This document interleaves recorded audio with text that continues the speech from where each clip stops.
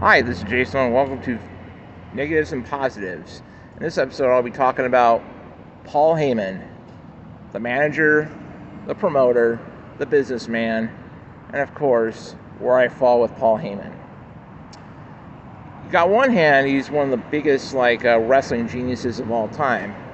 Buying this territory in Philadelphia called Eastern Championship Wrestling and rename it Extreme Championship Wrestling, make it one of the more innovative wrestling promotions of all time with its extreme matches and extreme storylines. Everything extreme I'm talking about. Basically what personifies the 90s.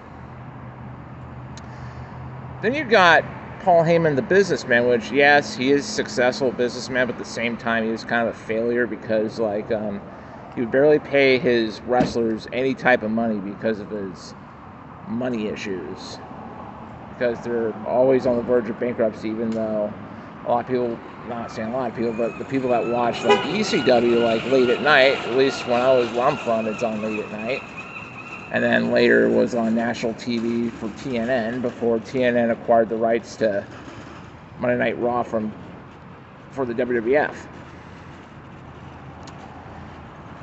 And also with Paul Heyman, though, he is kind of a mark for certain wrestling, because there's some wrestling I just don't really get why the hubbub is about. I tried numerous times to like a certain wrestler, but I just didn't with Paul Heyman.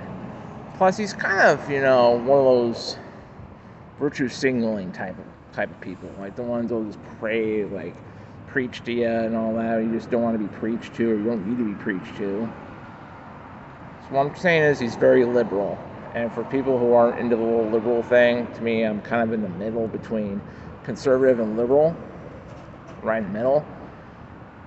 For guys like me, and for guys that are conservative, that are wrestling fans, and some are just on the safe liberal side, they don't want to hear all that stuff. They want to see great storylines, great wrestling, great action, and all the thrills that comes with professional wrestling. But I did like his booking on SmackDown back in 2002 when he had the SmackDown 6 with Edge, Rey Mysterio, the Guerreros, Chris Benoit, and Kurt Angle. Those, to me, is my favorite era of SmackDown. That's not the Attitude Era. Was the Heyman era, which is in the beginnings of the Ruthless Aggression era, when he had Benoit, Angle, the Guerreros, and Mysterio and Edge. Although I'm more of a Raw person myself at the time. But yeah, back when two shows were worth watching back in the day. Not so much anymore. And for Paul Heyman, the manager, he's one of the best managers of all time. I consider him like the Jewish Bobby the Brain Heenan. Brock Lesnar, Steve Austin, CM Punk, Big Show, Kurt Angle, Undertaker, you name it.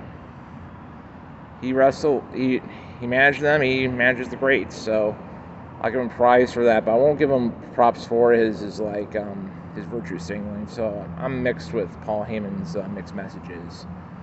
So anyway, I praise him, but I denounce him at the same time. So thanks for watching, I'll see you later. Bye.